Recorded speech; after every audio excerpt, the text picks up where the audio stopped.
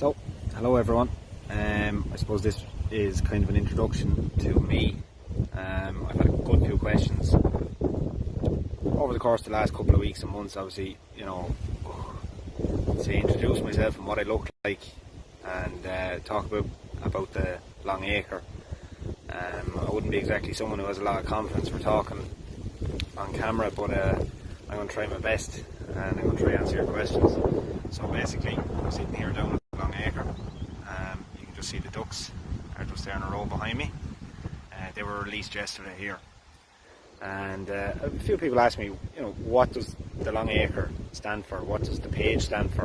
And I suppose the page basically stands for, it's a way for me to show and express to people how to, I suppose, promote nature and help it as well. And the idea for me starting the page originally was actually just to show friends and family what I was doing on my land here.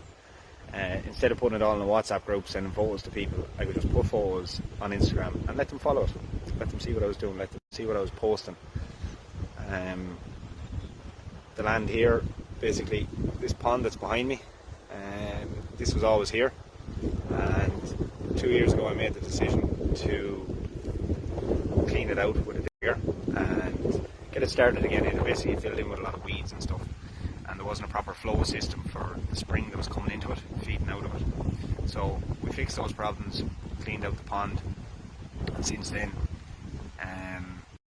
the amount of wildlife and different creatures that have come to it have just been amazing.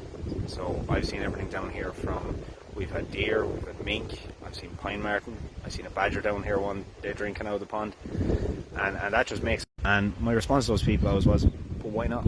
If you can improve your local area, or you can improve your farm by giving a place for nature to live and to kind of expand, why not?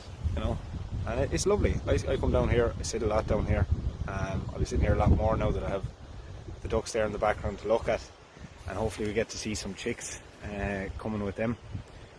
But as well as that, I think it's important for people to have a space for themselves. And okay, not everyone will own a pond, but I'm sure there's a pond, a river, a lake, a forest locally to you that you can go and you can sit and relax or go for a walk and clear your headspace.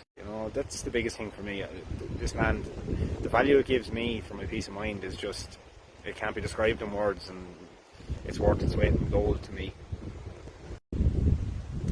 So basically, with the long acre page, I go around and on my travels, generally at the weekends, I might go for a walk in different places, go visit different sites, and I like to take photos. And luckily for me, you guys are very grateful for seeing them photos, and you give me a lot of likes and a lot of comments, and they mean a lot to me. And obviously a lot of the private messages saying that my little quotes or my picture of the day changed their outlook on that day, which again, just I can't tell you enough how much that means to me, to know that the little bit that I'm doing is making a bit of a difference for some people, and that you guys enjoy it. And that's just brilliant. Another main goal of the long acre here is this land that I have. I'm hoping to set up a pre-module for myself and hopefully run something similar to what we would have had in Ireland years ago, so almost like a small self-sufficient farm. Plan being, I hope to keep a large, well not large, but I suppose a different variety of animals, vegetable patch, bees, all them sort of things. I've also planted huge amounts of wildflower seeds, plants, etc. What I do with the bees, that they do have a good source of pollen in the locality. And we had a lot of butterflies last year, a lot of dragonflies, and it's great to see them coming back, because they wouldn't have been here originally. There would have been very small amounts of them living from the river and stuff, but just the pond itself has just created a mecca for all those sort of invertebrates, bugs and general life like that. And I've had a few people comment in the area that they have noticed. Part of my plan going forward as well, obviously, is to show you guys different skills that I was taught by the older generation of my family and different people I worked with over the years. I was taught a lot of different old ways of doing things, different ways of preserving.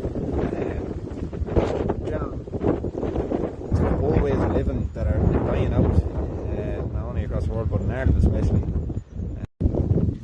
And you know, on the lines of kill a cook and eat it, I suppose I'd be just saying to people, you know, I'm not, you know, an extremist when it comes to wildlife and stuff. Okay, I believe in saving wildlife. I believe in promoting it. Okay, I'm not a vegan. I'm not a vegetarian. I have nothing against if that is your belief. Okay, but I believe in having a respect for the environment around you and not being greedy. If it's a case that you're into your shooting or fishing or whatever it might be, you go, you take what you need. You don't need to take excess. You don't need to go out, guys, and shoot, you know, 50 rabbits in a day. I've heard of this sort of carry on going on. I've heard of guys going out shooting 10 ducks. If you're not going to eat those 10 ducks, don't shoot them.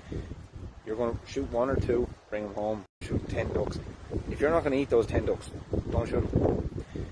You're going to shoot 1 or 2, bring them home, cook them for your family, that's fine. I have no problem with anyone doing that, but just don't be greedy. You have to remember, if you want to be able to shoot a couple of ducks next year, you have to leave a few behind to breed.